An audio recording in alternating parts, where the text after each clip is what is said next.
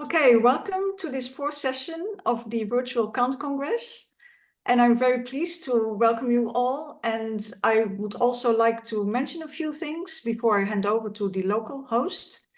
It would be nice if everyone could switch on their cameras, if possible. And I also wanted to mention that we normally keep open the Zoom meeting after the formal part, so that you can ask further questions or engage in more informal conversations. Tonight we welcome the Canadian branch of the North American Kant Society, if I can call it that. And I'm very pleased to hand over to Corey Dijk, who will host and moderate the session. Thanks, Karen, and welcome everybody. I'm very pleased to be here today hosting this panel from Canada. Just quickly regarding myself, in case you don't know me, I'm a professor of philosophy at the University of Western Ontario, working in Kant and history of 18th century German philosophy. I'm delighted to introduce this great panel of speakers, which represents Canada from across the country, not quite coast to coast, but we got pretty close. So what we're going to do today is we're going to start from the east and work our way to the west across 3 time zones. We're going to do all of the talks in sequence. And I'll ask you to hold your questions until the very end, where we'll have plenty of time for a Q&A. Okay. So that's all I wanted to say by way of opening remarks. It's my pleasure to introduce our first speaker. It is Paul Abela. He is Associate Professor of Philosophy at Acadia University, which is located in Wolfville, Nova Scotia, all the way in the east. His area of specialization is, as far as it relates to Kant, is Kant's theoretical philosophy, his epistemology in particular. You likely all know his book, Kant's Empirical Realism, from early 2000s, but still relevant. The title of his talk today is Kant on Representation Confronting a World. So take it away, Paul. Thank you very much. Can you hear me all right? Yes. You can, okay, all right. So first, as I'm the first speaker, I'd like to, both on behalf of myself and the other speakers, thank the Virtual Kant Congress for setting this up. I had the opportunity last week to listen to the one from China. It was fascinating. I think it's a wonderful idea. I'd also like to thank the Canadian Kant group within the North American Kant Society for organizing us folks. And particularly, I'd like to thank Corey Dijk for doing the footwork for getting this together. I know these presentations are about 15 to 20 minutes. As Kant scholars, we probably know that's a pretty tight time frame. What I'm going to try to do in my slot is paint a picture, and hopefully I can get a couple of color washes up on the canvas and maybe just sketch out a couple of figures. The title for the Canadian contributions is Current Debates and Future Directions. And so what I'm going to talk about today is work that I've been doing really over the last 20, 25 years on a debate that's come to be known as the conceptualist, non-conceptualist account, largely of perceptual content. And that's really, right down the center of Kant's epistemology, with a tight focus on the Critique of Pure Reason and primarily the B edition. Okay, let me see if I can get up the PowerPoint. We'll just see. We did have a go at this, and it did seem to work. So just give me a moment.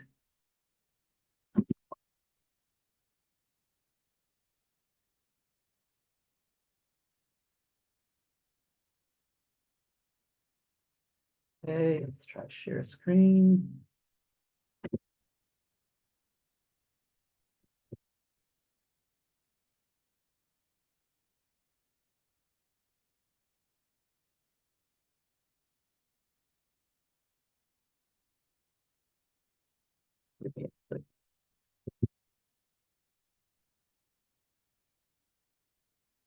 Just having a little trouble again getting underneath something here. Let's try that. Okay, is the PowerPoint coming up all right?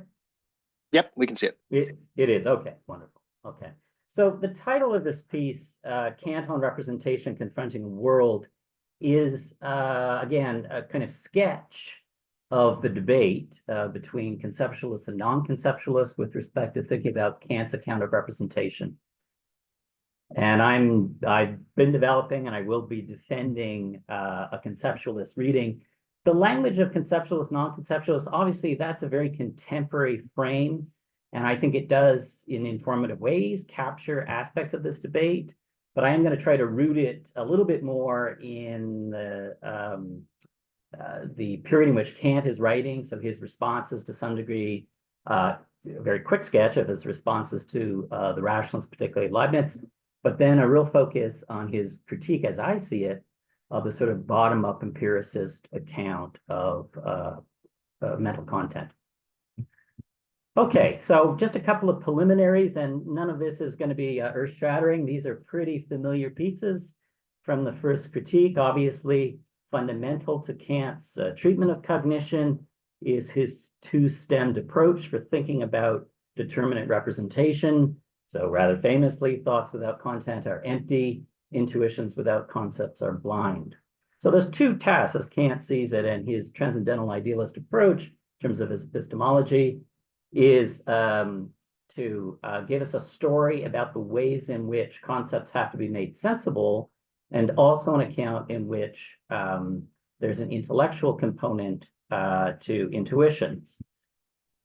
And in the absence of discursive activity made sensible, Kant argues, our concepts fail to designate objects. So obviously that's built in, and I'll say a little bit more about this, to his critique of the tradition, of course, that he was coming out of, which was the German rationalist tradition. In the absence of sensible engagement, just going to see if I can, this is impeding a little bit just in terms of how it's, yeah, that's better. Now I can read. In the absence of discursive activity made sensible, our concepts fail to designate objects. In the absence of sensible engagement rendered through a judgment, the deliverances of receptivity are as good as nothing to us. So that's the two-sidedness of the two-stem approach. We need both of these elements in play. And I will be stressing in this talk the latter with respect to trying to give an account, a conceptualist account of Kant's treatment of receptivity. Now that on its surface may seem a little odd. The received view, certainly the empiricist received view, is that receptivity or bare receptivity stands in some sense outside the domain of the discursive. And I'll be challenging that because I think Kant challenges that.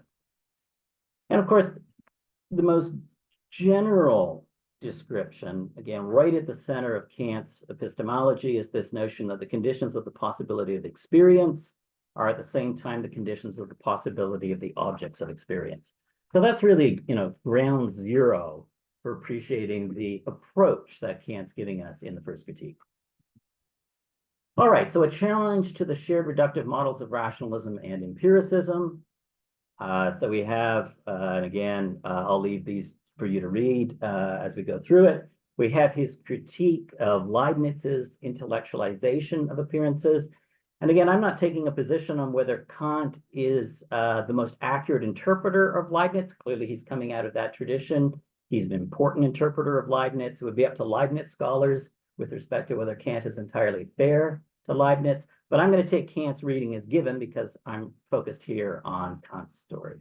So for Kant, obviously, there has to be a manner in which we treat appearances that has a sensible component.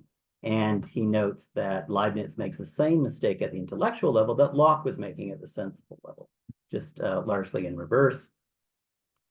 And again, we have the B332, Kant's account here of Leibniz's error. Again, I'll leave that for you to read. I'm not going to focus a lot on that treatment, but Kant does have a two-sided treatment here. And it is important that, and I will be stressing, that sensibility is the domain with respect to relevant principles of the individuation of content. So Kant has a story to tell, and he has I think the example he gives is the hand example with respect to identical internal relations, but you can't put a right hand in a left glove. They are in fact individuated differently. even though the formal relations are identical, and this is bound up with Kant's claim that space, in that case, but also time and its matter, are fundamental for thinking about determinate representation. Hence, the Leibnizian account fails. And again, he reminds us of his debt to Hume with respect to this rather famous piece. This is the version from the Prolegomena with respect to Hume awakening him from his dogmatic slumber. Okay, but I'm not going to be focused on that wing coming out of the two-stem approach. I'm interested in defending a conceptualist account of content, so I'm very much focused on his critique of the empiricist epistemology and his attempt to purge it, I think, from many later readers, sadly unsuccessfully, from his transcendental idealist epistemology.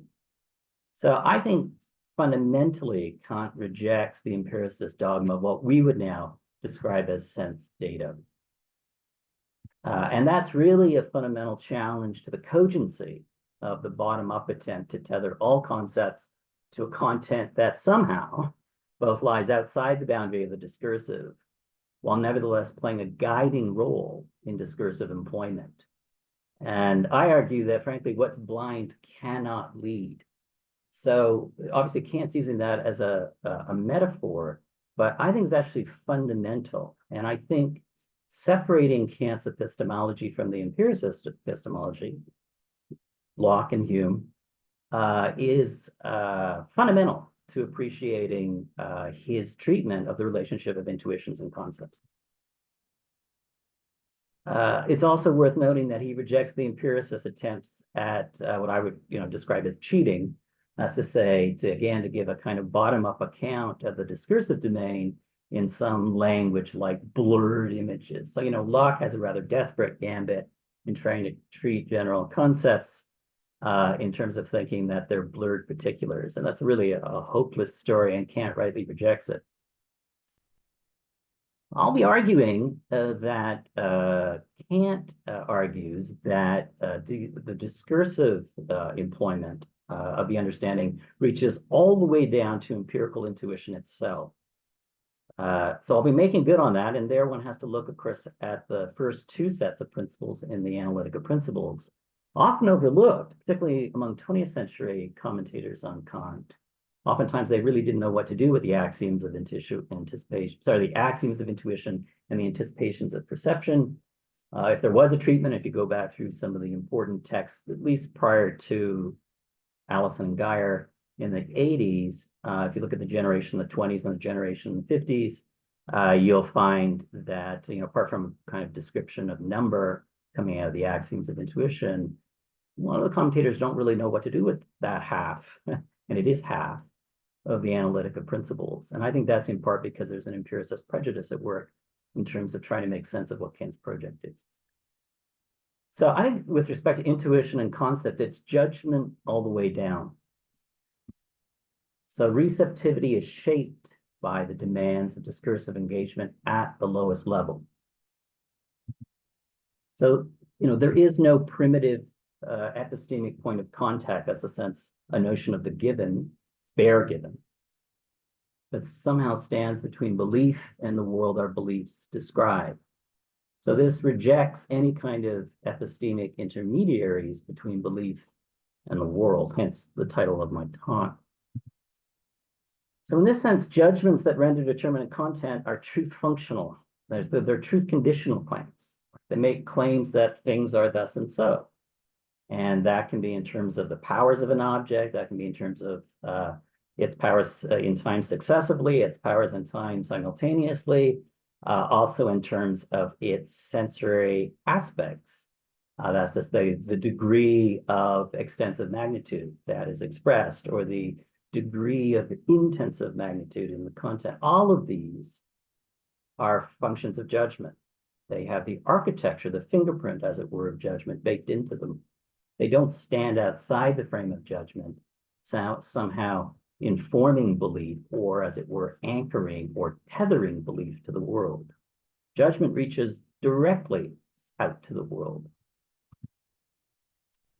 So on this reading, which I call the priority of judgment reading, is a kind of marriage, just catch up here, my notes, of the idea that determinate content with respect to the representation of objects requires a set of cognitive conditions being in play with the attendant acknowledgement that experience and knowledge is a conditioned achievement, not an engagement with unconditioned being. That's to say things in themselves. So I just want to say a moment about that. So this privileging of the thought that discursive activity reaches all the way down to the very structure of empirical intuitions. That's to say their extensive magnitude and their intensive magnitude, as we have in the first half of the analytic. That is not to say that the empirical story is exhaustive with respect to our analysis of the broad character of human cognition. And Kant, of course, dedicates a substantive amount of time very carefully distinguishing what at times he calls the world of appearance from the world of things in themselves. And of course, there's been 250 years of spilled ink trying to make full sense of that.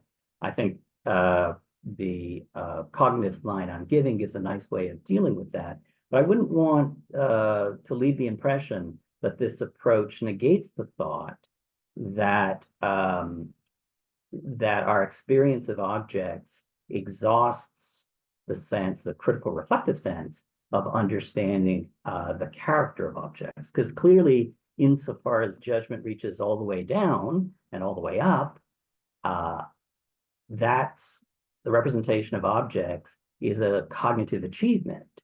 And we have no license to make a claim that the nature of being inherently is coextensive with that representation. Now, I read Kant, and I think he stresses this in the B edition, the notion of noumena is a purely limiting concept. It's a logically entailed concept insofar as we represent the world in conformity with the conditions of representation.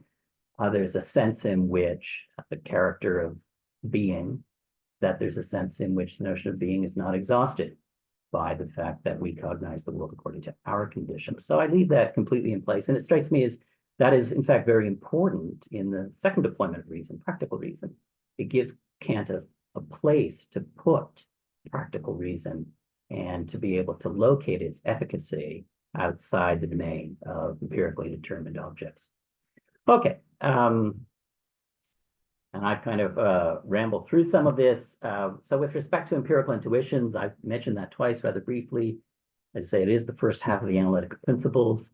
So you'll find in the axioms of intuition where Kant is giving us account of how what the empiricists call sensation. Kant says, well, no, that's empirical intuition, and it has two aspects with respect to our engagement. And we can think about it in a limited sense. If you think about your visual field, you can think about the ways in which your visual field is taken up by sensory engagement. So I'm looking at the window just behind this camera. I can see a field. That field takes up a certain amount of space with respect to my visual field. And that space is an extensive magnitude. So sensation is extended in space. It's also iterated through time. And it also has an intensive magnitude, which is the second feature. That's to say the green grass is a particular shade of green. With the sun out, it's a fairly nice, bright lawn green. When the clouds come across, it darkens a little. But the relevant point is it's not just green per se, it's a particular shade of green. And Kant, in fact, has an answer to Hume's problem of missing shade of blue. It is, in fact, to be found in the anticipation of perception, where Kant gives us the cognitive structure of intensive magnitude, which for Hume, of course, is just a riddle, one that he, to his credit, acknowledges he can't solve with respect to the missing shade, because for him, each deliverance of sensation is atomistic rather than brought together as a scaled quantum in the way Kant can give us. Okay, and I'm attentive to time, so I'm going to move with a little more alacrity just at the end of this. So if we think that judgment is all the way down, right down to the level of empirical intuition itself, then it must answer, judgment answers not to some internal private domain, but rather answers to how things are. That's to say, what is the case? And I think, Kant reminds us of the truth conditional character of judgment when he's waving goodbye to the analytic principles in the Noumena Phenomena section, where he describes what he's just given us, the architecture that he's just rendered in terms of the land of truth. And Kant uses that as a quick way of describing, as I see it, the conditions of judgment and the conditions of judgment insofar as they're truth conditional. So in this sense, representations are world-facing. They confront a world, not an internal mechanical conception of a realm of private judgment. And I'll leave, just for full disclosure, I see this as an important part of Kant's story about empirical realism and how he separates his empirical realist project from a kind of supercharged structural version of empirical idealism. Okay, and just the last thing to note, Kant, right at the end of the critique, it's one of the rare moments where Kant is a little proud of his project, gives us this sort of account of suggesting that he's kind of shown us a pathway, and we need to turn this epistemological approach into a highway. And I think there have been, particularly in the latter part of the 20th century and the early part of the 21st century, and I maybe run this back, you're going to run it back to Sellers and Quine, you're going to run that back, of course, to the 1950s. But I think if you look at the work of Sellers, Space of Reason, Space of Causes, if you look at the later Quine, and certainly Davidson and obviously McDowell, that you'll see these figures in different ways working out critiques of certain features of the empiricist model that I think Kant was already targeting in the first critique. So I find in some ways that Kant anticipates some of these later epistemological moves, certainly in an 18th century context. I also find some of these later writers in certain ways illuminating to come from them back into Kant.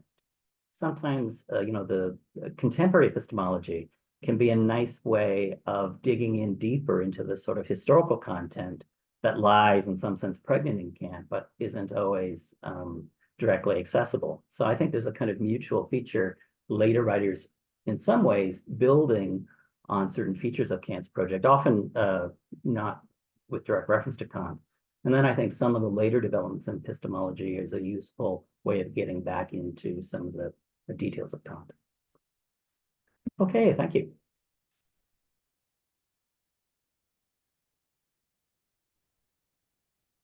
Excellent. Thanks, Paul. That's all very interesting. Just a reminder for those who joined us partway through the talk, or when the talk was already in progress, that we're going to go through all of the presentations first, and then there will be a general Q&A to follow afterwards. So thanks again, Paul. That talk we started in Wolfville, Nova Scotia. We're going to now drive an hour south to Stanfield Airport in Halifax. Get in a plane and fly a little bit to the west, land in beautiful Quebec City, where we're going to be greeted by Luc Langlois, who I'm pleased to introduce as our next speaker. He is a professor of philosophy at the University of Laval. He's also dean of the faculty there. He is also vice president of the International Society for Kant Studies in the French Language. So welcome, Luc. He is his area of expertise is in Kant and German idealism, in addition to history of philosophical rationalism.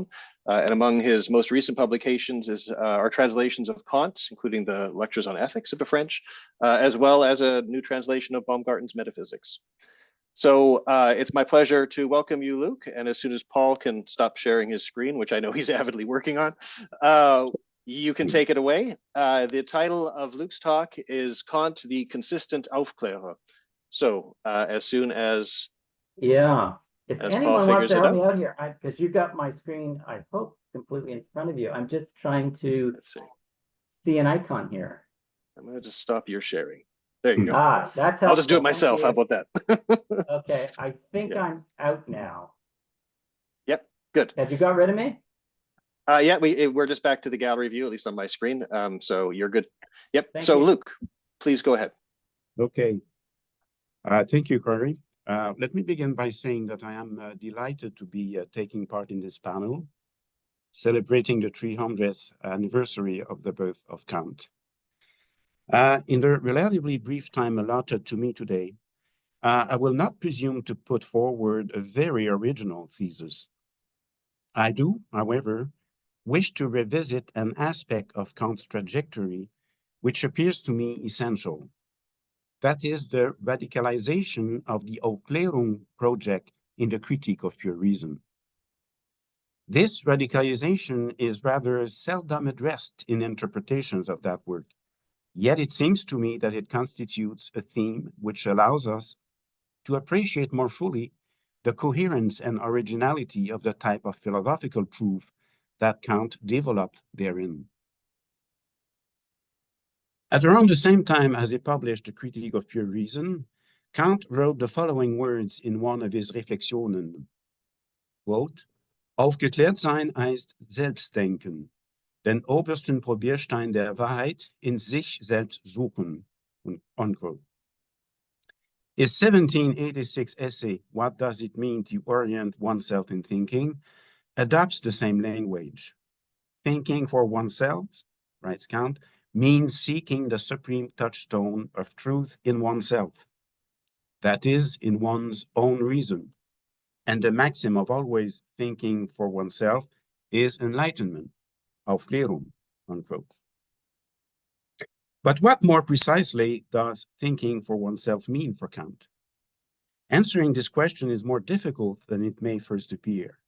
For although Kant associates our power to enlighten with our capacity for rational examination, he is also convinced early on that the logical coherence of our thoughts does not, on its own, ensure a connection with the existence of things. Or, in other words, that there is no assured continuity between what is logical and what is real, because our thought is incapable on its own of determining or demonstrating an existence. The autarky of thought, therefore, cannot reside in its logical capacity to reduplicate the ontological measure of things, as have maintained Baumgarten, for instance, the last of the Greek dogmatic metaphysicians, and before him all rationalists for whom logical rigor was in itself the guarantor of the truth of knowledge.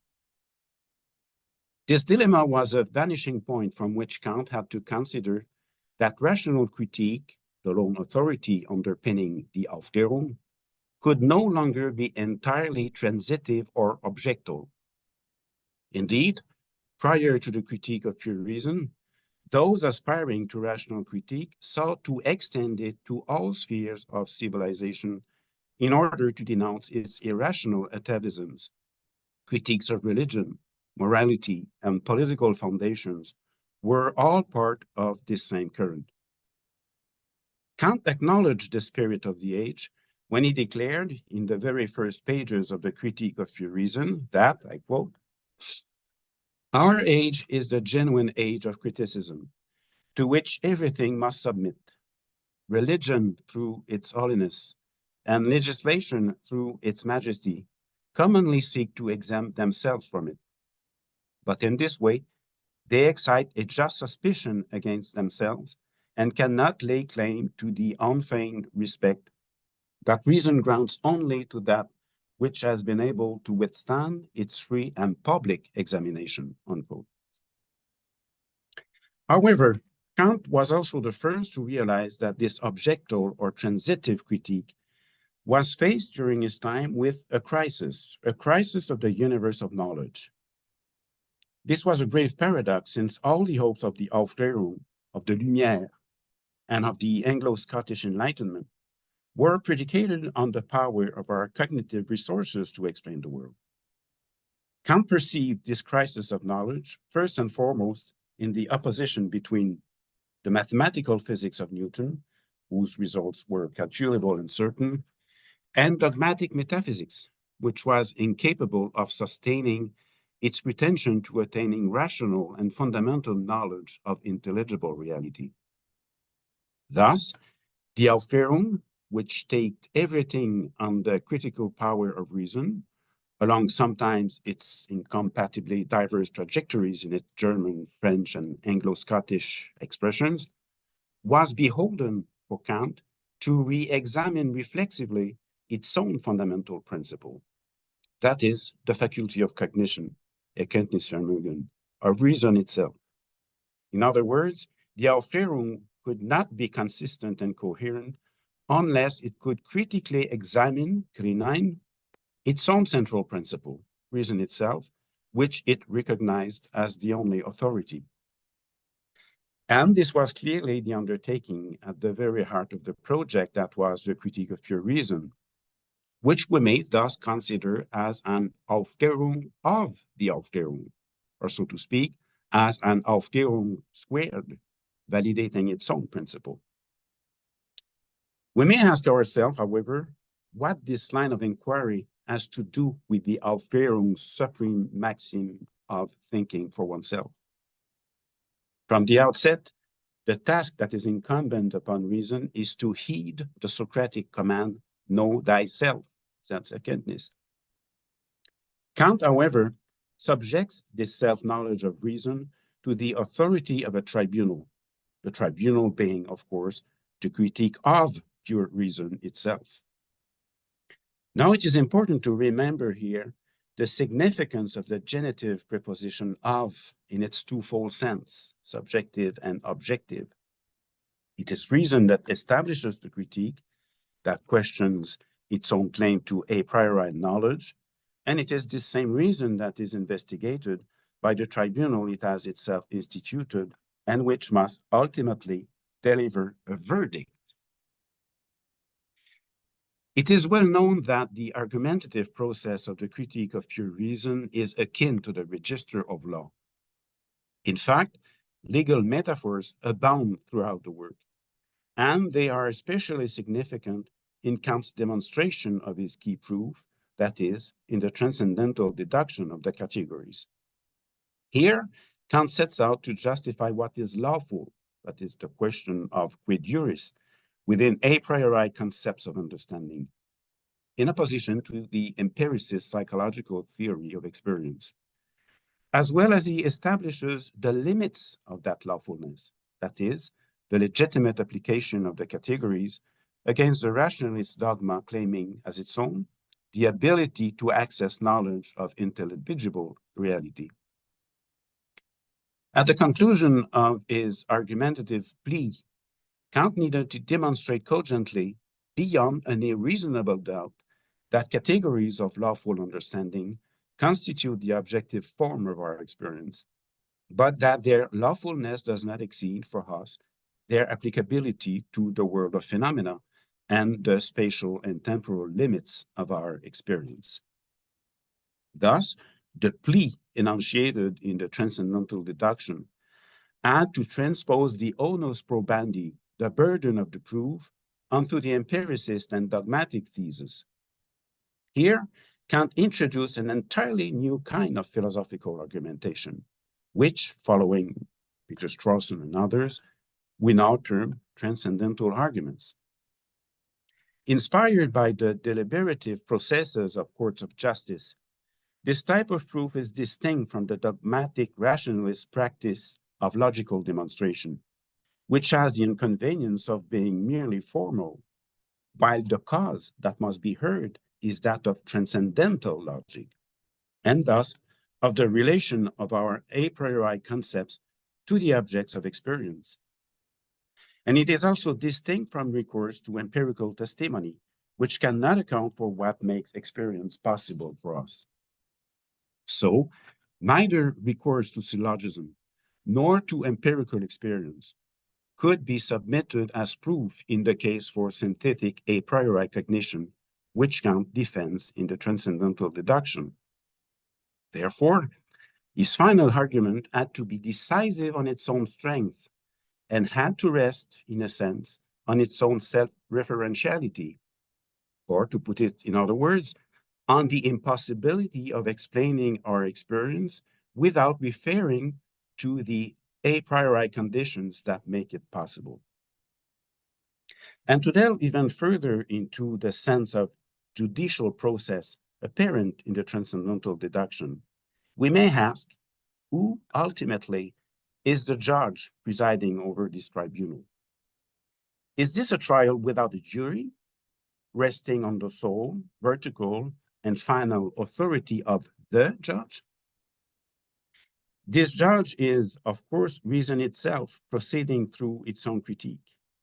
Yet, the critique cannot be authoritarian or vertical in character, since the essential goal is to justify the very principle of the freedom of inquiry that is at the heart of the Aufklärung.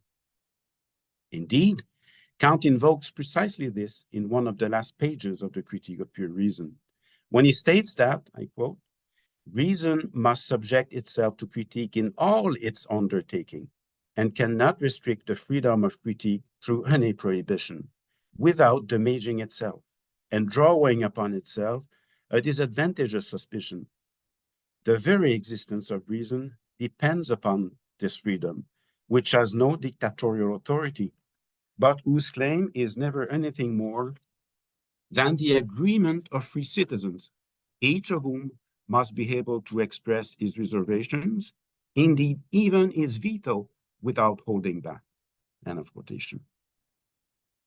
With these words, Kant confirms that the maxim of thinking for oneself, integral and deferring to no other authority, remains the supreme principle of the Aufklärung. The judge in the tribunal of reason is thus not reason anonymous and impersonal, but the putative reason of each and every one of us. What this means is that it falls to each of us to examine anew the proof of the transcendental deduction, whose conclusion can always be appealed. But it is also up to each one of us to formulate explanations for the possibility of experience that are better than Kant's. The coherence of Kant's thought process is moreover attested by his anti-foundationalism. There is no philosophical evidence or truth so irrefragable as to be impervious to possible refutation, except perhaps the formal logical principle of non-contradiction, which by this very fact is empty of all content. All efforts of philosophical enlightenment after the Critique of Pure Reason must therefore be anchored in an argumentation that is horizontally exposed to free agreement.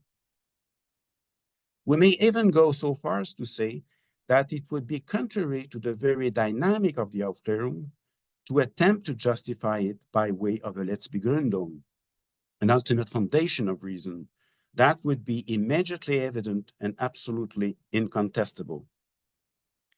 Kant's process of demonstration thus differs profoundly from those of Fichte and of all attempts to endow philosophy with a primary foundation.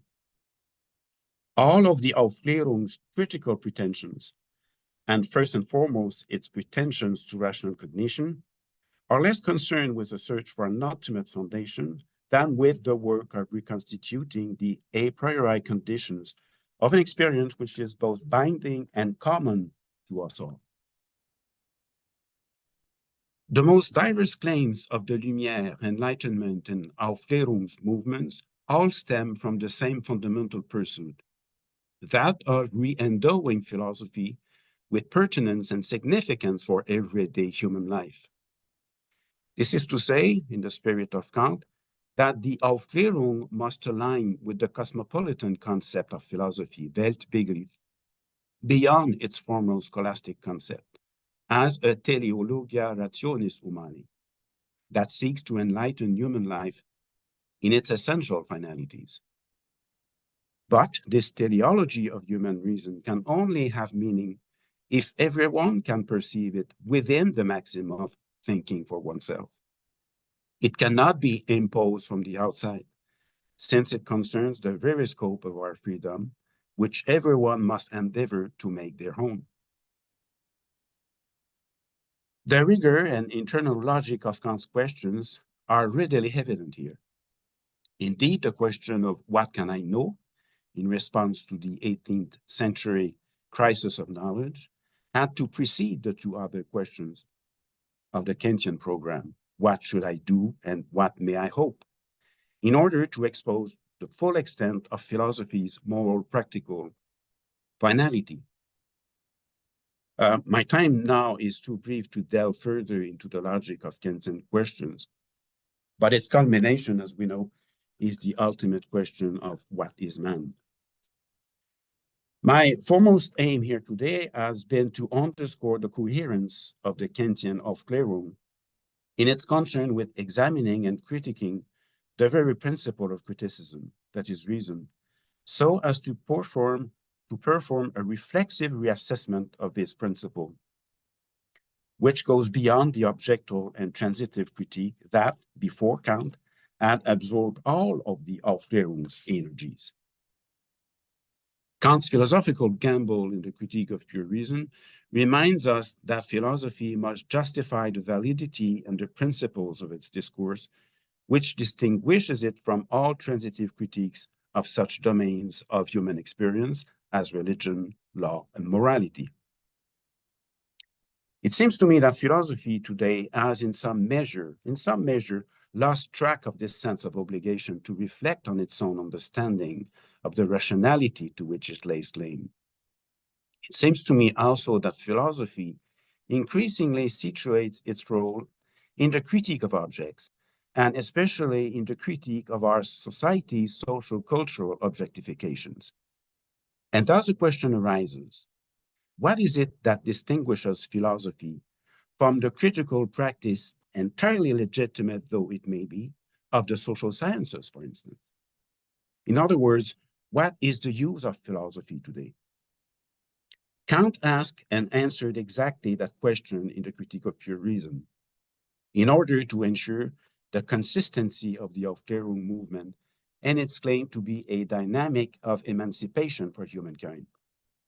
And the question has lost none of its importance for philosophy, which, contrary to other scholarly disciplines, does not have a determinate object, but must nevertheless define the concept of reason that animates it, if it still has one, and resolve whether the Aufklärung project today remains essential as we look to the future. Thank you. Thank you very much, Luc, for these thought-provoking reflections.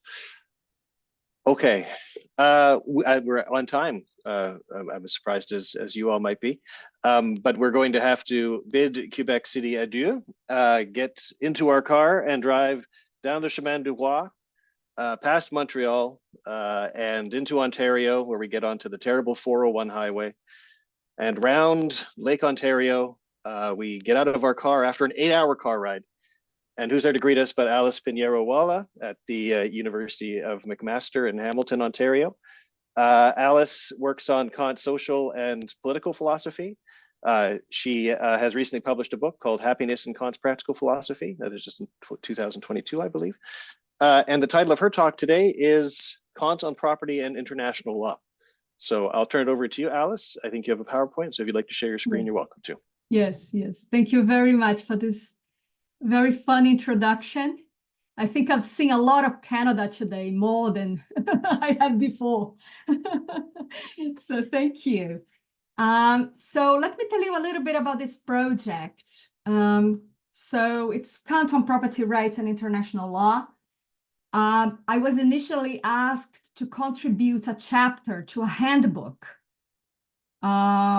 on international law. And I was in fact surprised. Why do you ask a Kant scholar to contribute a chapter on property rights and international law? That was exactly the topic of the chapter.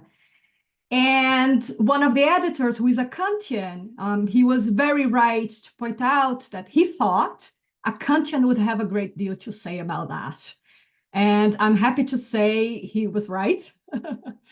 In the meantime, the project has turned into a manuscript for a Cambridge element. It's still work in progress, even though it started with this chapter, which will be published soon. So I will be very grateful for your comments, criticism, and insights. Okay, so we have here, let me see. Epala. Okay, can everyone see the screen all right? Yep, we're good. Okay, excellent. So we have here a formulation of the right to property in the Universal Declaration of Human Rights. Everyone has the right to own property alone as well as in association with others. No one shall be arbitrarily deprived of his property. Right? So we have here a first formulation. It's interesting that this right to property has not been formulated in the subsequent major human rights treaties. Now, one explanation for this was the geopolitics at the time. There was the Cold War, so it was very difficult for the signatories to actually agree on a right, on a formulation of a right to property. So there were ideological reasons for this, so it's better to just set these questions aside. However, when we come to think about property rights, and I see this when I'm teaching this to my students, right? So it seems to be something that people have a lot of philosophical misgivings about, not only students, but also philosophers, theorists in general. So people tend to see property rights as something evil, right? So property is not a real human need. Perhaps it would be better if we got rid of these categories, or if we just shared resources with each other. So consequently, this may be an institution we should overcome. So there would be a moral duty actually not to be talking about these things. There's also the problem of implementing property rights as human rights. It could block the realization of human rights that we judge more fundamental, right? So this is one of the concerns. And of course, the very widespread view, I would say, that I'll be tackling here today, that property rights are about excluding others, right? So it's a right to exclude. So I will argue that Kant has a lot of interesting things to say about why we need property and how to explain property rights that could address this concern about the exclusion view of property rights, right? Now, the next problem in the title of this talk, so first we talked about philosophical misgivings about property rights. International law is also pretty much contested, right? And now we're putting the two issues together, right? You could argue, and this is the way property has been traditionally viewed, as a domestic issue. So why talk about property rights and international law, right? Should we want to go that path at all? And one of the concerns, which I think very valid, is of course concerns that an international property rights system, an international framework could interfere and possibly undermine state sovereignty. So historically, states have been very reluctant, right, to accept these kinds of international commitments. Yeah, and more recently, of course, there are the worries that an international system of property rights could help promote neoliberal agendas, forms of domination, international domination that would actually disadvantage more vulnerable states and groups, right? So these are all valid worries. Now, there are, on the other hand, also very strong arguments for introducing formal property rights, especially for the marginalized group. So we tend to think about property rights as the rights of the powerful and rich. But actually, I think the picture changes a little bit if we think about property rights in an inclusive manner. So what about a system of property rights that actually is universal in scope? It's not just about protecting the interests of those who have power, right? So there is empirical research on how a formal property rights system could greatly benefit poorer populations, marginalized populations. So I will not enter into detail about this, but this is in principle enables them to use the resource in a more flexible manner. It enables groups to interact with strangers so they can derive way more economic benefit. But also having a formal system of property rights would enable vulnerable groups and populations to actually be protected. So we would have ideally legal mechanisms for documenting their property, for restitution and compensation, right? So this would be the idea. And also interestingly, so Leif Wiener has pointed out a relationship between property rights or the violation thereof and the so-called resource curse. So this has to do with countries that are naturally very rich in resources, usually authoritarian regimes, where the regimes benefit from exploiting the natural resources without any accountability or redistribution to the population. Now, I disagree with Leif Wiener, the way he frames the problem. He thinks that the people have some kind of popular ownership in the natural resources. I think this is problematic from a rights perspective to assume this kind of view of property rights. But I do agree, I think that he's onto something. I do think that there is a relationship between the lack of accountability, the lack of a formal property rights system, and the ability of authoritarian governments to derive profit from natural resources without accountability, right? So this is the general point I will make before moving on to a Kantian conception of property rights and international law. So this is the kind of idea I have in mind, an inclusive system of property rights, which would, of course, include traditional ownership, including ownership of indigenous ancestral lands, and also the homes of long-standing communities. So this is my proposal, is actually thinking about property rights in this inclusive manner. Now, how can Kant's legal philosophy, so this is my topics, Kant's legal philosophy, contribute to this discussion? And I realized that I forgot to put on my timer to keep track of the time, but now I will put it on and reduce the time, hopefully. It's been about 10 minutes, so you're fine. 10 minutes, okay, so let me put here, okay. All right, so the idea here, of course, the arguments that I presented before for formal property rights were economic arguments, also about securing rights. So they were good ideas, they were considerations in favor.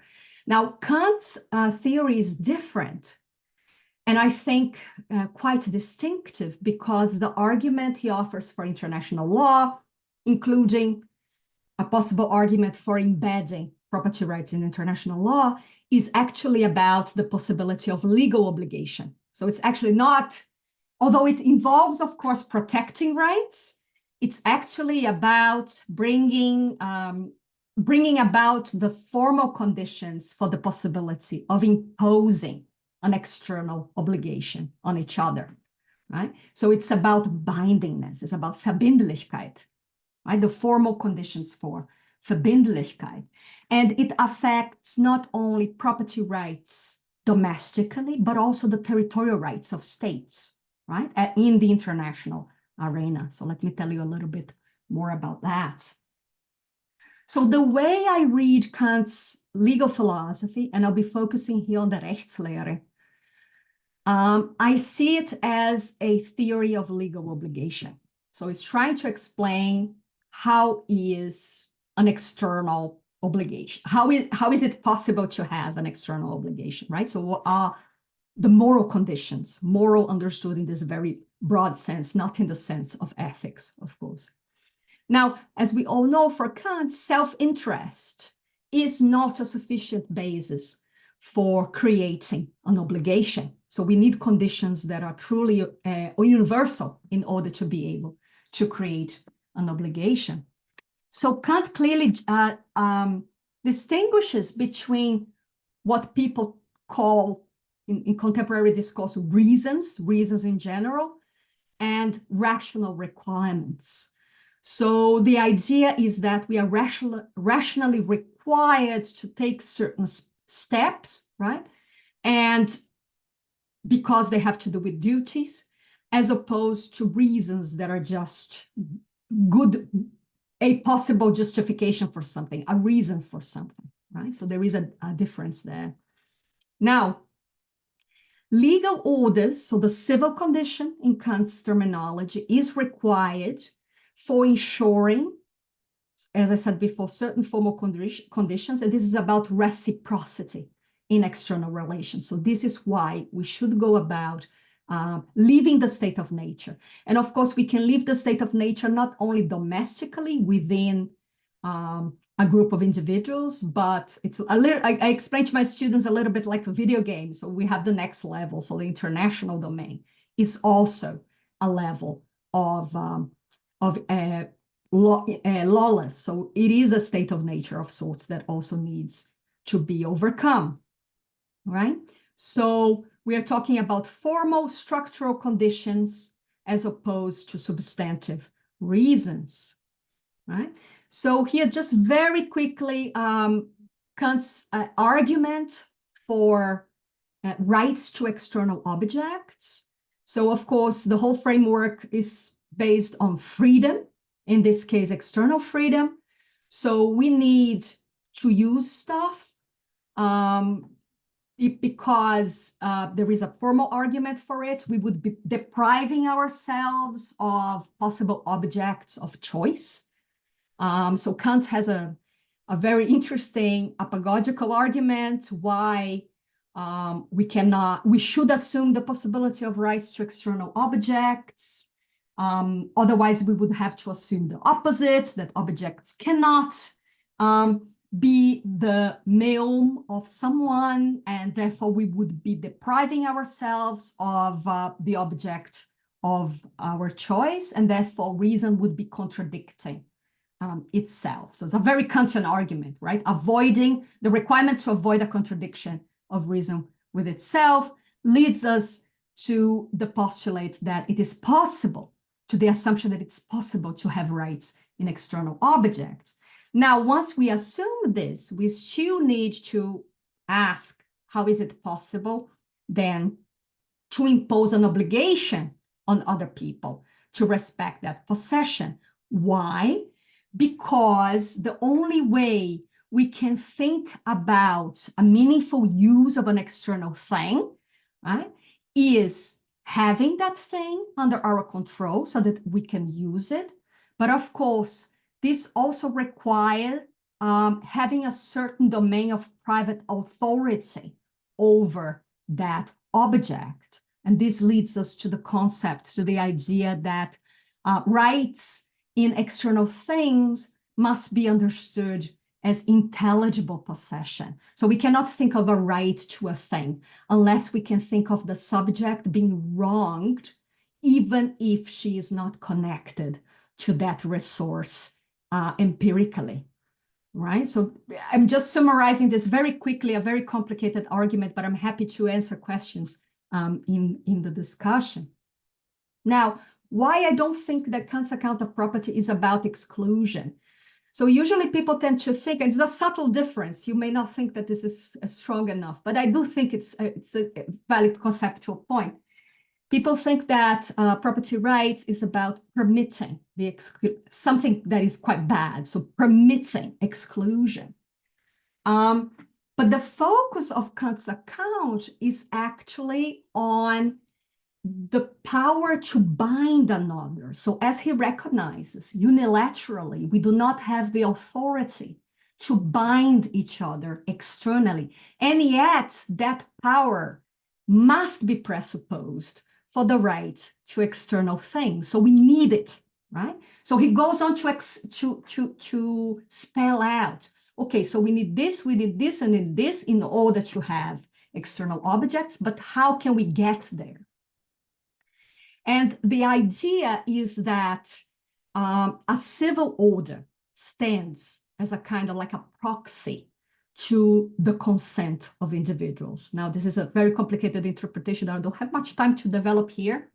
But the idea is that once we stand under a shared external legal order, right, we are no longer unilaterally enforcing our judgments about rights on each other, but actually whatever is going on within that civil condition can be seen as being reciprocal, right? Because it has a certain structure. Now, of course, we are not there yet on the international level. This is why we have what Kant calls provisional rights in the state of nature, even though we have relative civil conditions internally, domestically within states. But the interesting thing is that the idea of rights that are peremptory, that means rights that are conclusive, right, whose status has achieved a certain level of closure, is a matter of modality. It's not a matter so much of the content of the rights or of the rightness of the rights judgment, but rather whether we have that structure of omnilaterality in place that enables legal obligation, right? So reason alone, so we were talking before about thinking for oneself. Thinking for oneself in the legal scenario is not sufficient yet. We need to have the external institutions to provide that framework for us, right? So institutions are required. Now, territorial rights. Why territorial rights and property rights are related? I'm not claiming that the territory of states are their property, right?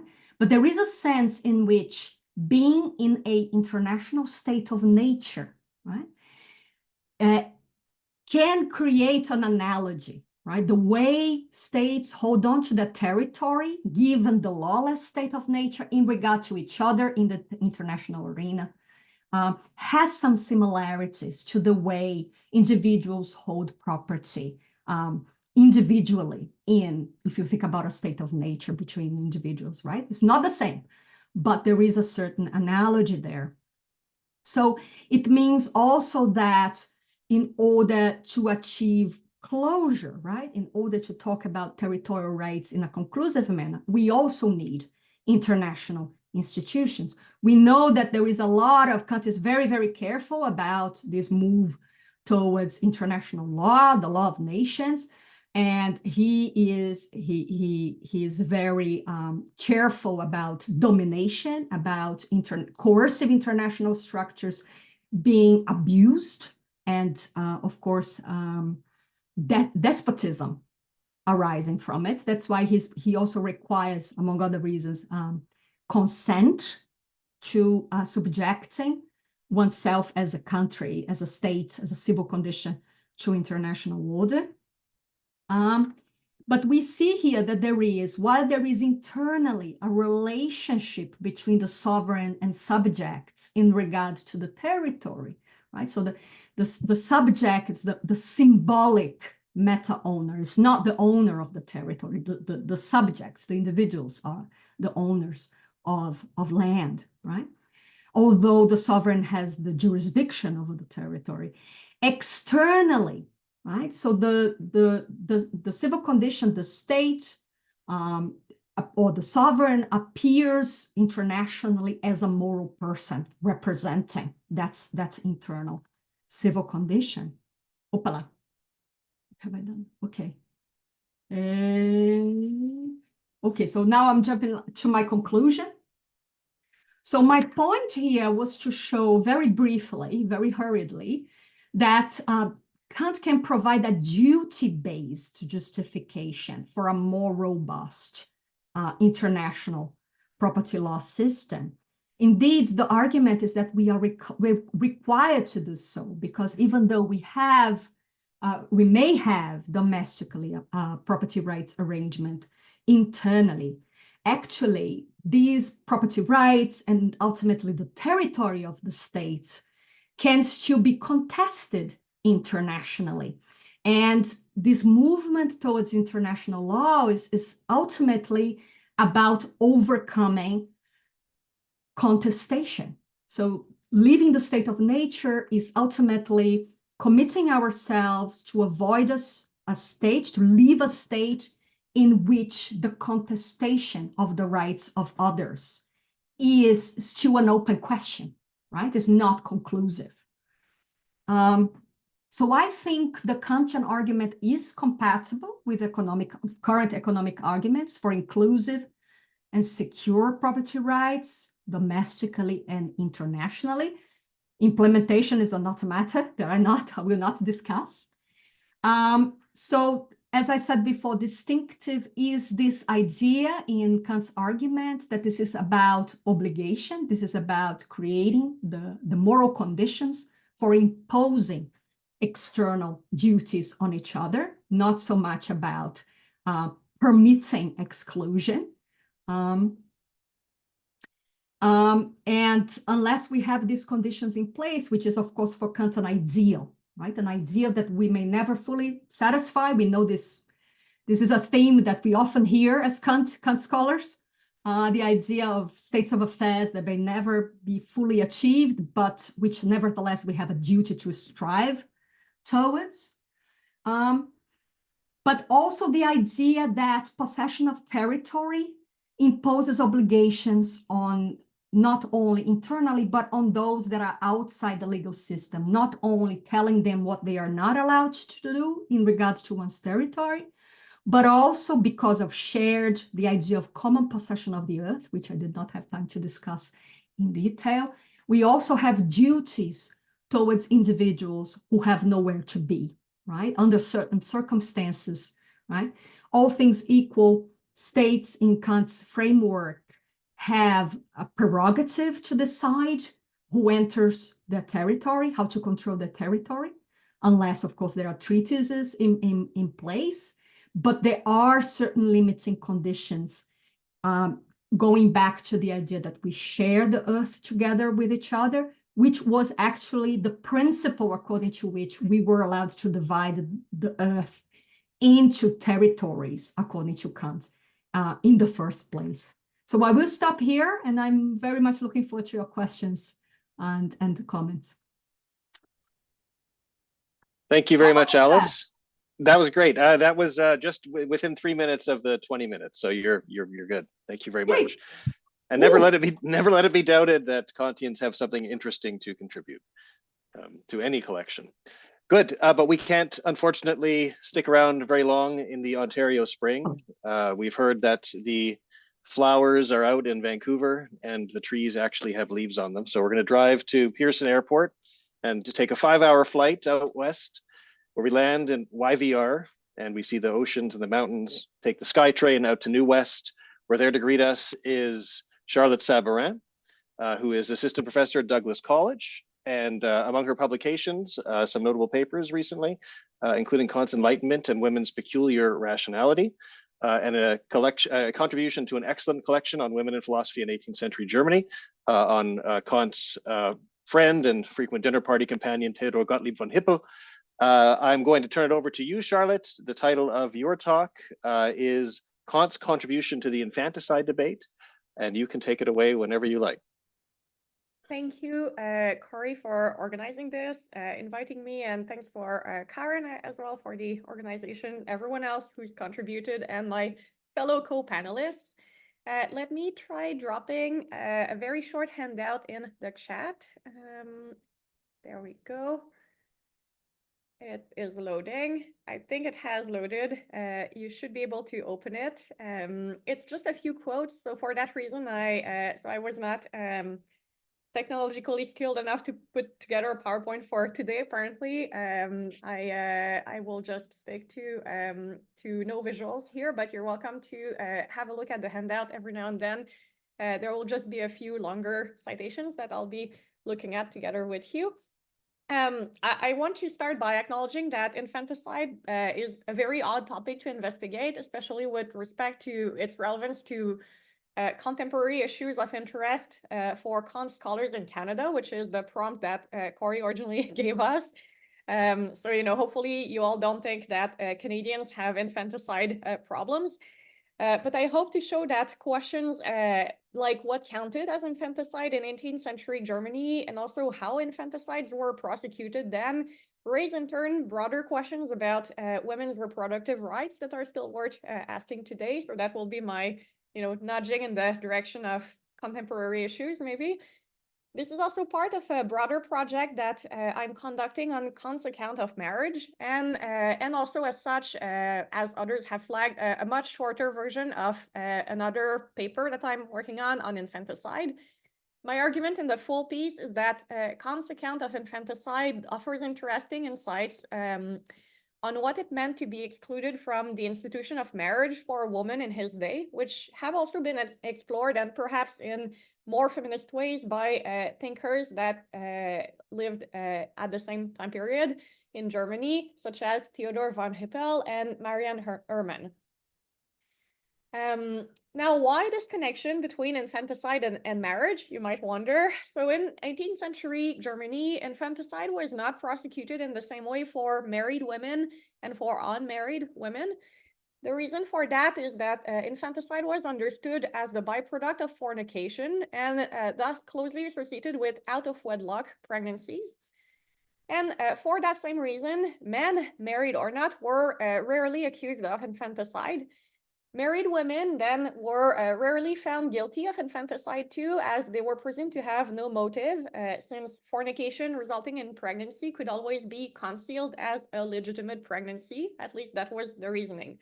And those who were convicted were granted typically lighter sentences. Now, on the other hand, unmarried women who were convicted of infanticide were generally sentenced to death. And as such, infanticide was an issue of special interest to women, and more specifically to the more vulnerable working class women who were very often unable to enter marriage altogether. That is because throughout the early modern period, in addition perhaps to love, economic circumstances frequently dictated who got to get married and to whom. And in addition to regulations affecting the whole population, certain towns and states imposed income or property requirements as a precondition to enter marriage. Servants and other working class individuals, for that reason, were especially affected by these restrictions. When faced with the impossibility to get married, many servants and workers still chose to live in cohabitation with a significant other, which then further exposed, unfortunately, unmarried working class women to accusations of infanticide. Unmarried women were required by law to declare their pregnancy. Other people were also encouraged to tattle on them if they didn't report a pregnancy themselves. And the catch was that any out-of-wedlock pregnancy that did not get carried to term could get scrutinized as a possible case of infanticide. The burden of proof was not extremely high, unfortunately. So most women who were prosecuted for infanticide thus differed quite a bit from the stereotype we might have of the cold-blooded or insane child murderess. While the latter type was much more mediatized, infanticide accusations also led to the execution of very different types of women. There were, for instance, women who had suffered a miscarriage or gone through an abortion. There were also, as noted by contemporary feminist scholar Adrienne Rich, women who were placed in terrible no-win situations and who resorted to infanticide because they thought they had no other option. So this is passage number 1 on your handout. Adrienne Rich says that throughout history, numberless women have killed children they knew they could not rear, whether economically or emotionally, children forced upon them by rape, ignorance, poverty, marriage, or by the absence of sanctions against birth control and abortion.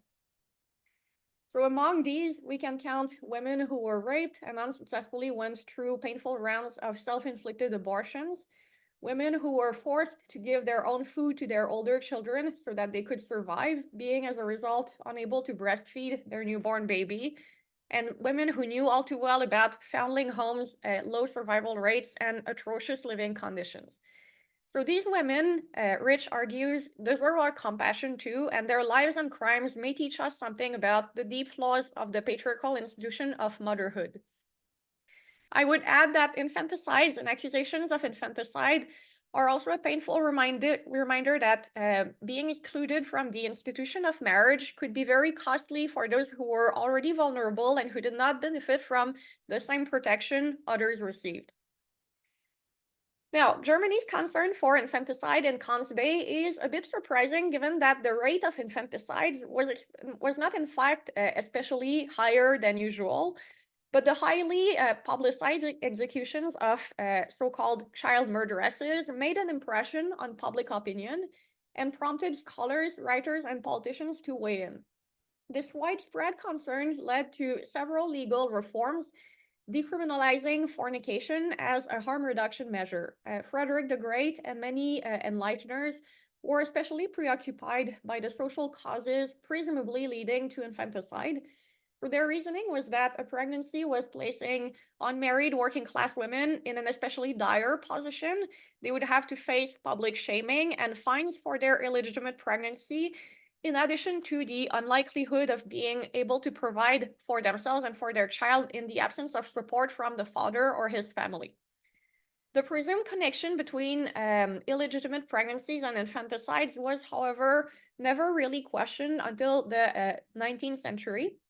To the enlighteners, showing leniency towards the women accused of infanticide generally implied being more permissive of fornication, and conversely. So one would think that the increased concern for the social causes leading to infanticide would result perhaps in the removal of death penalty for convicted women.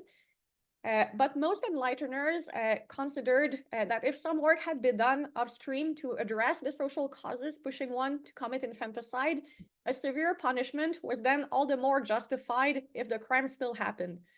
So while works on infanticide often shared compassion for the unfortunate mother, this compassion rarely resulted in a plea for her life. Kant's reflections on infanticide reveal a similar struggle, which I will now turn to more directly.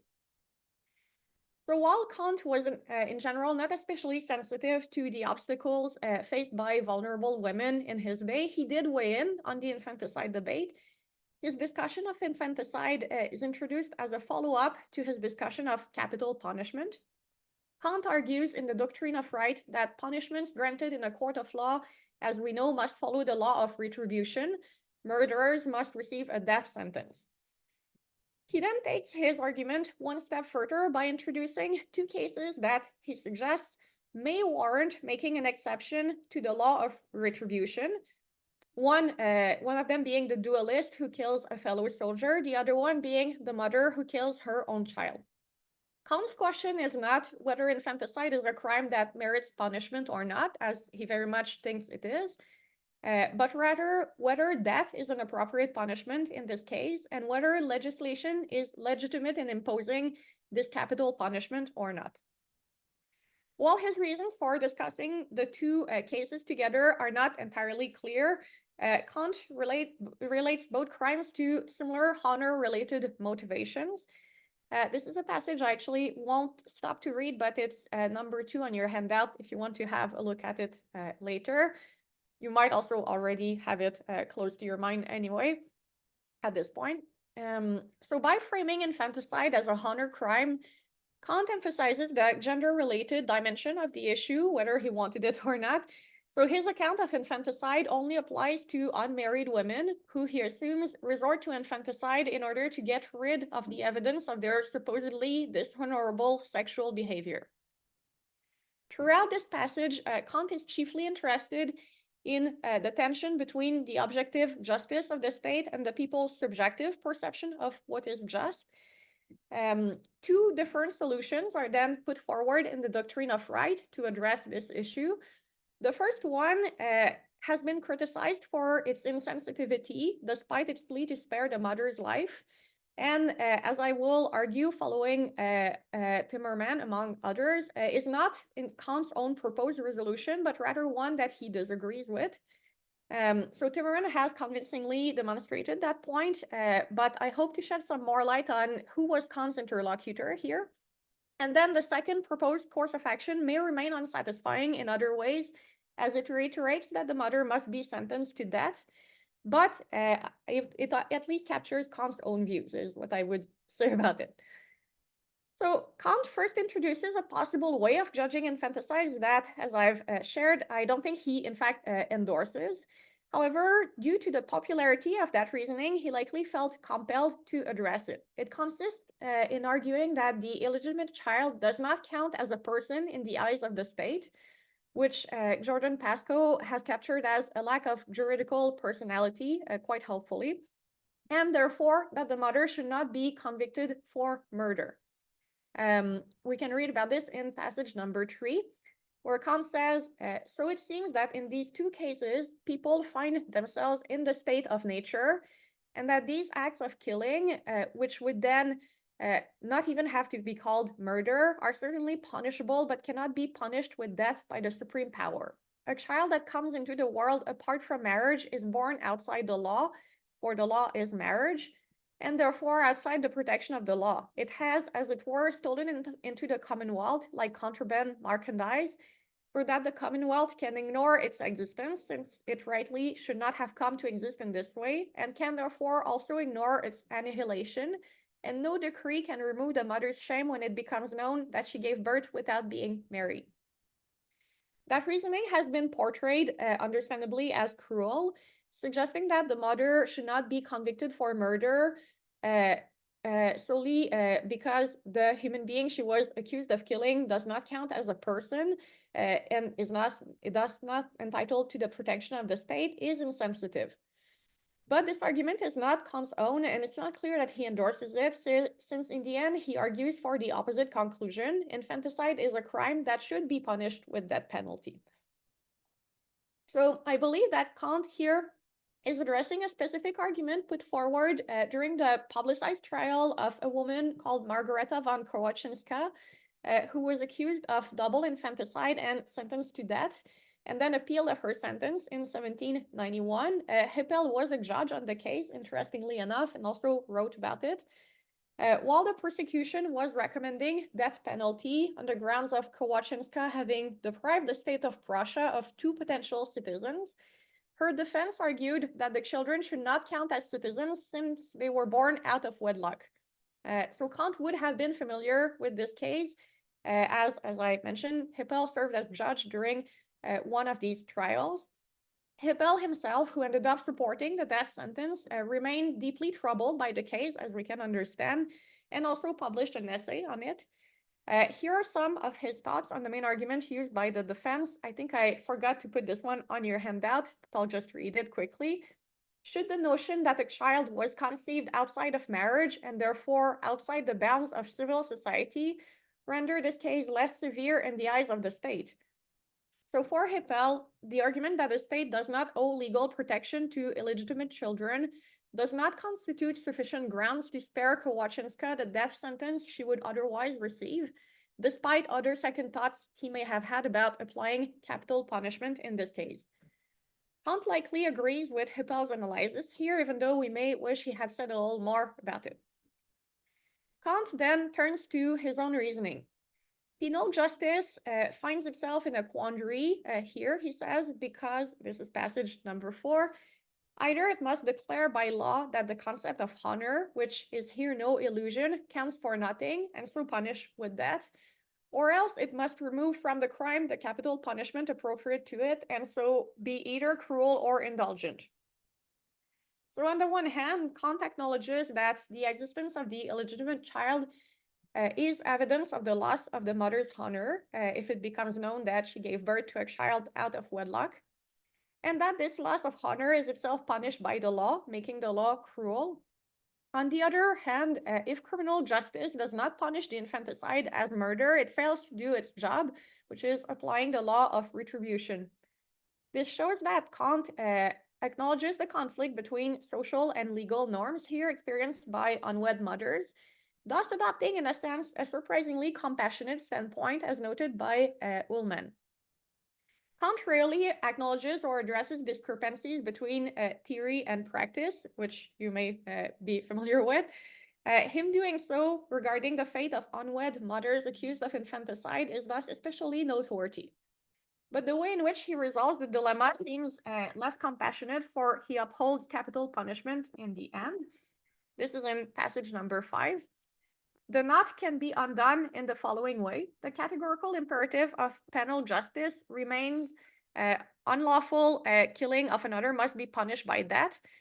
But the legislation itself, and consequently also the civil constitution, as long as it remains barbarous and undeveloped, is responsible for the discrepancy between the incentives of honor in the people, subjectively, and the measures that are objectively suitable for its purpose.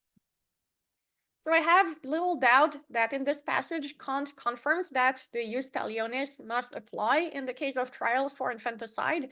Unlawful killing of another must be punished by death, right? The caveat he adds pertains to the way in which current imperfect legislations often fail to reconcile the subjective motives of honor in people with the measures that may objectively be put forward to that end, legal punishments and rewards. In a better state, and perhaps Kant thought that Frederick's reforms would cause improvement in this respect, this gap would gradually close. People would have a better sense of where true honor lies rather than being pressured into hiding a loss of honor, and would thus not perceive the punishment of infanticide to be at odds with social expectations. So this confirms that for Kant, infanticide is an issue that carries particular implications for unmarried women. I thought that Kant would have been fine with the lighter sentences given to married women or to men accused of infanticide. For him, infanticide remains murder and as such must be punished proportionally. But unmarried pregnant women find themselves in a unique double bind because they face the risk of being exposed for having lost their honor, which came with harsh consequences in 18th century Prussia.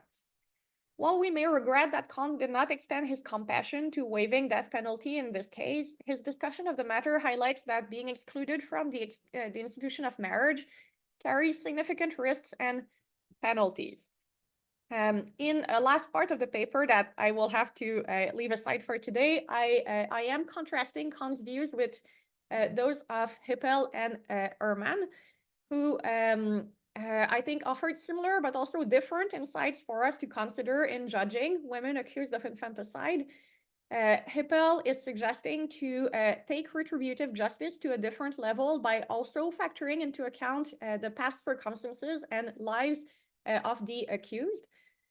And then Marianne Ehrman, in her infanticide fiction that she wrote, is, I think, doing a better job of acknowledging and giving a voice to the distress and the anger of the women who were placed in that position, not solely due to losing their honor, but rather due to the unfair socioeconomic circumstances that they were facing. Circling back, and this will be very short, circling back to what we can do with this today, I think the way in which accusations of infanticide were handled in 18th century Germany is also a powerful reminder that reproductive rights are not granted equally still to this day. Reproductive rights are still all too often subordinated to economic, social, and political priorities, as was the case in Kant's day, and as I think he was somewhat aware of. While infanticide is hopefully not as pressing of an issue today, questions like who gets to decide to have children or not, and with what kind of legal protections are still loaded. So many women today still are denied the right, for instance, to have their tubes tied when they ask for it, sometimes because doctors are worried that they'll change their mind, sometimes because they're single, sometimes because even they're married, and maybe their husband wouldn't like that. And yet we live in a country in which thousands of Indigenous women have been sterilized against their will up to very recently, and in which Indigenous women are also disproportionately being deprived of the custody of their children. So while I'm not sure to what extent Kant can help us navigate those difficult and pressing issues, I believe that reflecting on the mechanisms and institutions by which we make it possible for someone to have a child or to raise their children or to decide not to have children is a question that I think he was also interested in and had many things to say about. Thank you very much. Thanks so much, Charlotte, for sharing this fascinating and relevant research. This is really interesting. Great. Well, there you have it, folks. That's our cross-country tour of Canada. You've seen the geographical diversity of the country and the diversity of Kant scholarship here. You've been patient in waiting with your questions. I'm sure many of you have questions that you'd like to pose to one or a number of our panelists. So the floor is open. Okay, our first question is Radhika, go ahead.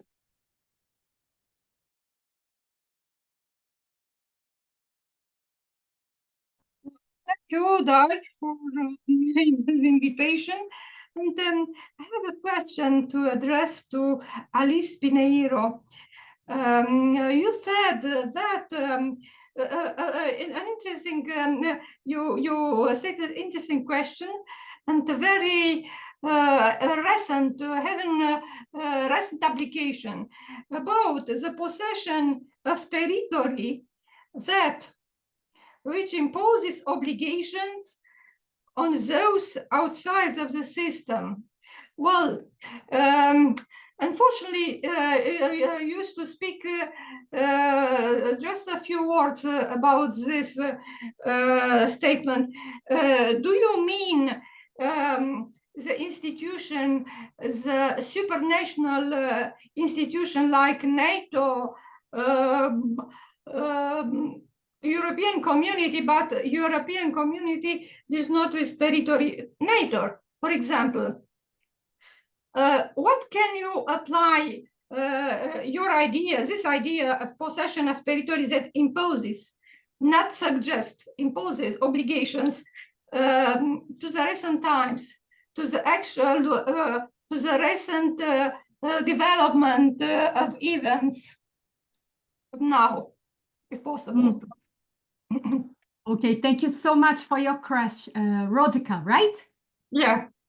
So what I mentioned, the obligations to outsiders. So there are duties of outsiders towards the territorial rights holders, right? And there's also the duties of the territorial rights holders towards others, especially individuals. And I have this conception, of course, from Kant's discussion of cosmopolitan right, right? Yeah. So the right to visit. And the difference, the central distinction there is the idea of voluntary interactions and involuntary interactions.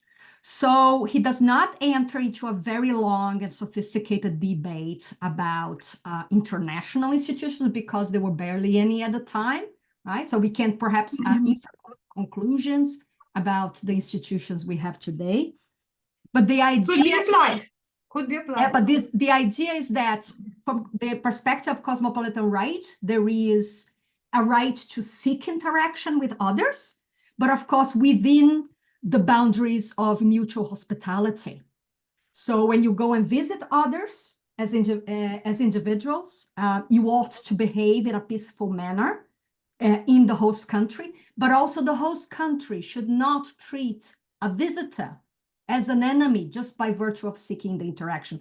However, according to Kant, the host states have a prerogative to bar voluntary interactions, even if there is, right, no hostile intent. So Kant affirms actually the prerogative of the host states. However, when it comes to international, involuntary interactions. So for instance, someone who is seeking admission because otherwise she'll be thrown back into the sea, something like that, or she will be killed, right? That would give her actually a claim to admission under this idea of common possession of the earth. So this is the kind of framework that your right to control is based actually on a common principle that we share with others. So the obligations are based on this principle, but also the limitations. When the rationale of the principle would be undermined, then we have a requirement actually, for instance, to let someone in, right? Who we would all things considered not let in, but they are in a situation of danger, for instance, right? Now, when it comes to NATO, international institutions, of course, Kant is very aware of the dangers, as I said before, of interference. He is in favor of reforms. He is in favor of consent in the international domain, right? So the progress is very slow if we follow those conditions.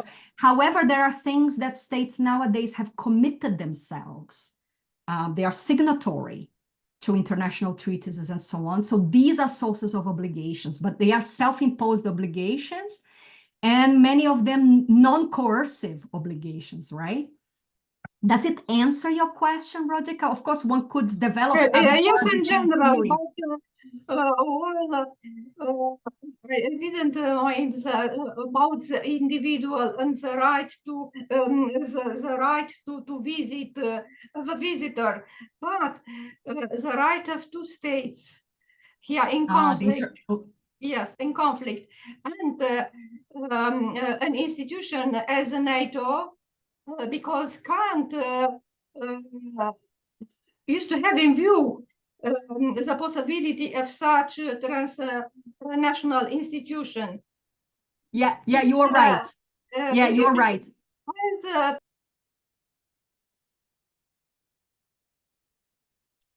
I didn't hear the last bit, but let me tell you a little bit. So you are right. as the ruler. Yeah. Okay. He talks about the right of nations, right? Which is what I'm calling international law, international right. So the idea is that states should enter what he calls a voluntary federation of states for the sake of mutual assistance in the case of aggressive wars. So he actually only affirms the right of states to defend themselves against aggression, but not to attack others. Not to attack. The war is not a solution. Right? And so the idea of international law is, for Kant, not saying that it could not be extended to other purposes, but it's primarily actually the avoidance of war, right? And mutual assistance in the case of wars of aggression. However, he also stresses that the members of the law of nations should ideally be republics, right? So he's very wary about international law being used as an instrument of despotism, of actually attacking other countries. So it's actually a federation for mutual assistance, and the end is, of course, perpetual peace, right? Yeah. The first step towards this very minimal civil condition at the international level. That would be the idea. So I talked about it in very general terms, but what he sketches in international law is actually very minimal, this first step towards a voluntary federation of republics, actually. The republic is the condition. So, yes. Okay, good. Thank you very much. So we're going to go to the next person in the queue. That's Gunther Zoller. Take it away, Gunther. Thank you very much, Corey. And thank you to the presenters tonight for a fascinating panorama of Canadian work on Kant. I have two short questions for Luc and Alice. For Luc, I was wondering about the conception of enlightenment that you're using when you bring together the Enlightenment essay on one side and the critique of pure reason on the other side. The later Kant, in the Anthropology, for example, distinguishes between enlightened thinking, consistent thinking, and enlarged thinking. So that enlightenment is just one of three requirements of a broader, rationally informed thinking. Shouldn't we respect and introduce that when we talk about enlightenment in Kant, rather than the more narrow focus on thinking for oneself from the Enlightenment essay that is primarily targeted against prejudiced, authoritarian, the traditional thinking, and that doesn't yet articulate the further universalist and logically expansionist conceptions of thinking that he would also consider enlightenment in a broader sense. And for Alice, I wonder how it would affect the discussion of the status of Kant in this property debate to distinguish between private or personal property on one side and social or communal property on the other side, and also to respect or to remember that in German, at least, the term property is both the legal term for property in this possession sense, but is also the ontological and, in that sense, almost metaphysical sense for property, Eigenschaft, not only Eigentum, as, for example, rendered by the phrase of Musil's novel title, Mann ohne Eigenschaften. So would these wider conceptions of what property is alter your or modify your argument? But thank you very much for the presentation. So Luke, we'll start with you. Oh yeah, thank you.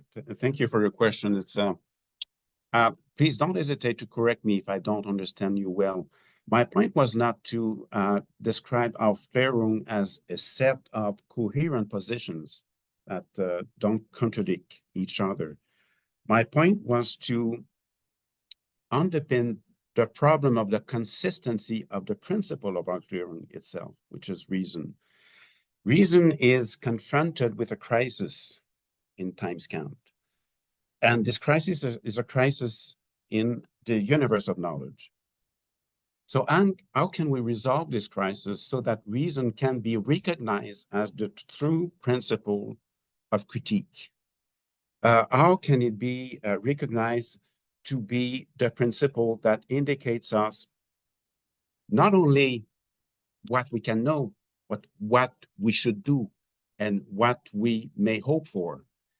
And the logic of questions in the critique of pure reason, to me, is absolutely necessary to understand the way Kant understands Aufklärung in its very coherence as a principle of reason that can combine not only the epistemological aspects of the task of reason, but also its more practical dimensions. That was only the point I wanted to stress today. I don't confuse Aufklärung with the critique of pure reason, but I think the critique of pure reason has something to say about the coherence of the principle of reason that is invoked by all the movements of the Aufklärung, Enlightenment, and Lumière Française, and so on. Thank you very much. Okay, Alice. Thank you very much for your excellent 2 points, Herzola. So the first point about distinguishing between private property and social communal property, you were totally right. I didn't mention in the talk. I actually think that Kant's conception of property rights, so I talked about property rights, is not necessarily a defense of private property. I think it's actually compatible with a pluralistic account of property arrangements. Now, he does think that individual acquisition, right, and individual possession is more fundamental if you set apart the idea of community of the earth, right? Gemeinbesitz der Erde, which is actually not real possession, it's just disjunctive collective possession, which is kind of like a peculiar thing. I do think that social property is possible. It would be, however, a derivative arrangement, according to Kant. So it's possible for individuals to agree to implement a certain type of property arrangement. This is not excluded, although he talks very much in terms of, or at least suggests individual rights to external things. And this moves me to your second point. So you are right, Eigentum and Eigenschaft. The distinction is of course, blurred in the use of property. Of course, Kant talks about Eigentum sometimes, but actually the distinction is between provisional possession and conclusive possession, right? So the idea of talking about property is a bit tricky here. Also, he does not talk about fully fledged property rights, like absolute property. There is no such thing in the Kantian conception. So yeah, I will have to talk about this in great detail in my manuscript. So I hope it answers your question, right? But definitely, yeah. Okay, next question is Karen. Go ahead. Okay. Yes, I have a question for Paul. So I liked your proposal, but I was wondering whether you can at the same time also account for Kant's reason to distinguish very strictly between sensibility on the one hand and thought and in particular understanding on the other hand. So I can see that your proposal to think of judgment as going all the way down is an important way of challenging certain types of empiricism, but doesn't it lead to a type of rationalism that Kant precisely wanted to oppose? So yeah, well, that's my question. Yeah, thank you. That's a good question. I guess I tried to, and I had to do it fairly briefly, but there is a role for sensibility. And so Kant has a story to tell about individuation that is rooted in the particularness of sensibility. So I think the example I gave was his argument about indiscernibles. And there he's making a pitch for why the Leibnizian story, which identifies objecthood with a purely discursive character, can't handle certain kinds of problems, very common sense problems, like the fact that a right and a left hand internally, outside of particularizing formal properties of space, are identical, and yet the objects can't be maneuvered into the same domain. They are distinguishable and individuated by means of structural components in receptivity. So the argument is not an argument that attempts to take the story of sensibility out. Kant has a place for sensibility. The story is a rather different story with respect to judgment all the way down, but there's no notion of content that is delivered somehow outside the discursive, that in some relevant way frames, binds, or legitimizes inferences that we make in judgment. So the character of judgment and the inferential patterns that come out of judgment are all discursive, and they need to be within the domain of the discursive in order for them to, as it were, hook up to each other. So I think that's what I'm trying to do in that project, is not to take sensibility out, but to bring understanding all the way down to the level, which is the lowest level for Kant, of empirical intuition. That helps. Okay, thanks. Karen has follow-ups, I'm sure, but we can look at those or deal with those after the official Q&A. But Paul, you're next up, so you have the Yeah, I don't want to jump in. I recognize our audience has been patient, so if there's other people who got a question, I'm happy to pause. But if not, you're the only one in the queue at this point. I'll have a question after as well. But all right, go well, ahead. if I may jump in, it's just a quick question to Alice.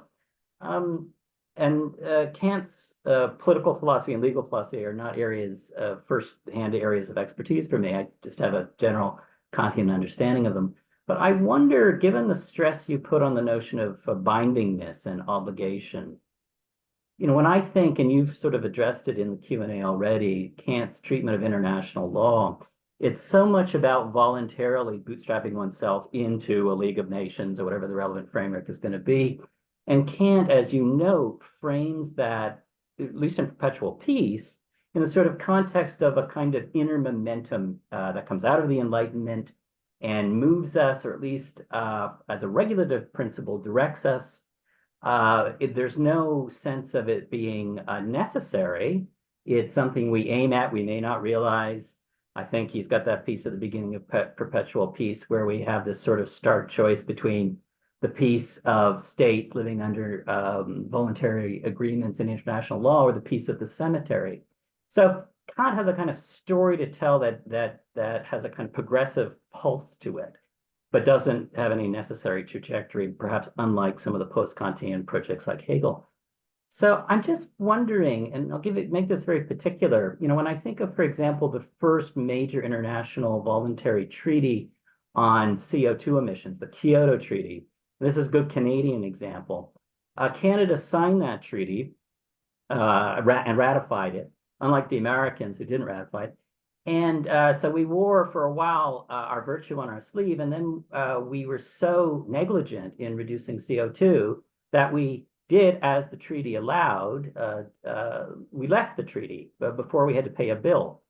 So international, I think even on the Kantian story, because it's voluntary to move into international agreements under international law, the bindingness of those agreements in some sense is lacking because we can similarly remove ourselves from those potential scenarios where we're contravening those voluntarily entered into agreements. So in that sense, they are never genuinely binding. And if it's the bindingness that's really doing the heavy lifting, I wonder how useful the Kantian story is here.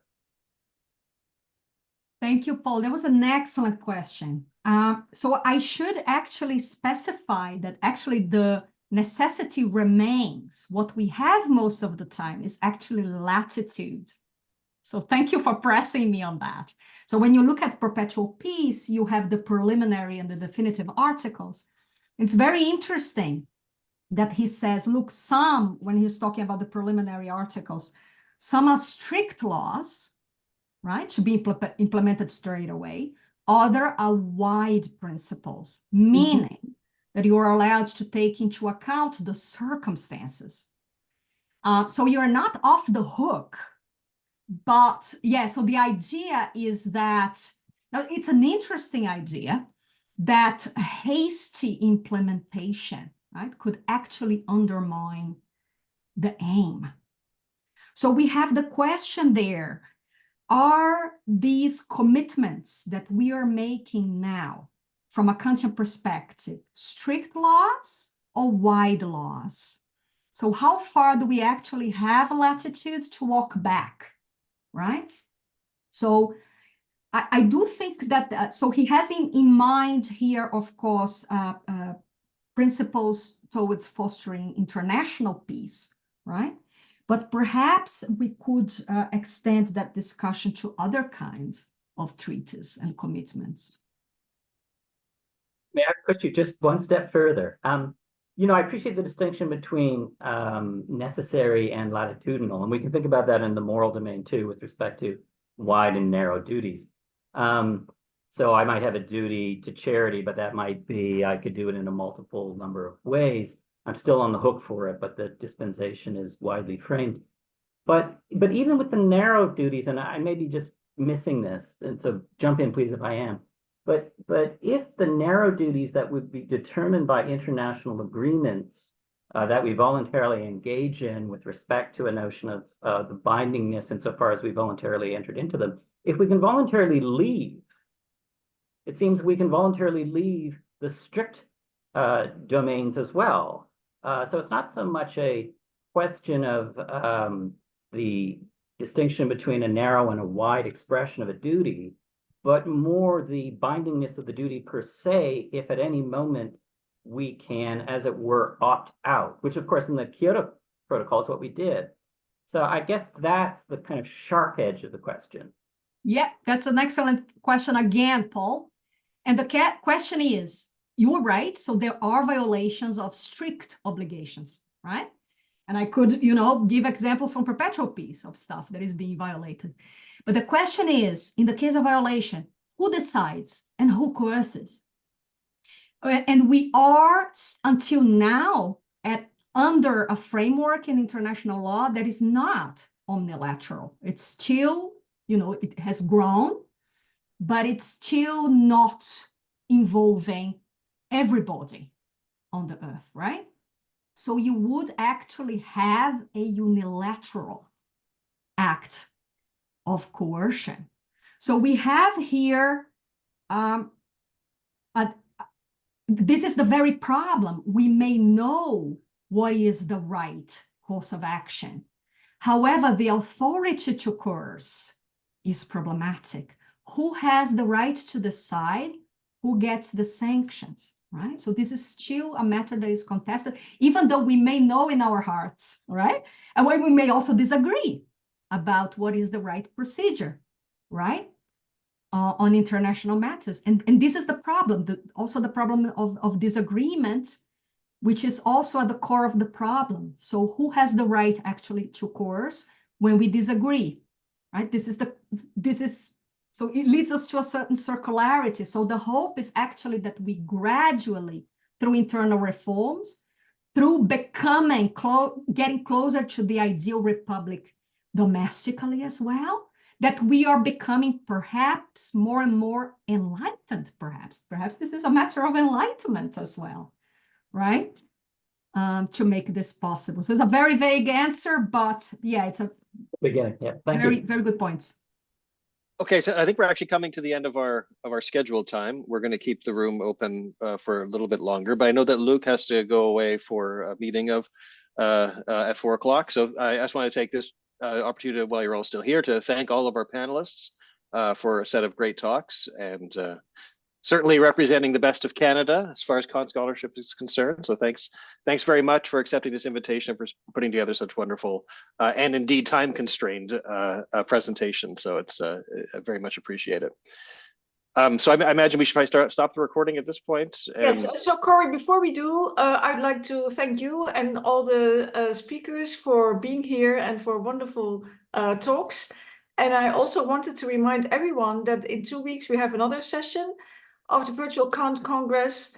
So if you want, you can take a virtual plane all the way to Milano and join us again at April 29. So that's the formal part, and give me a second.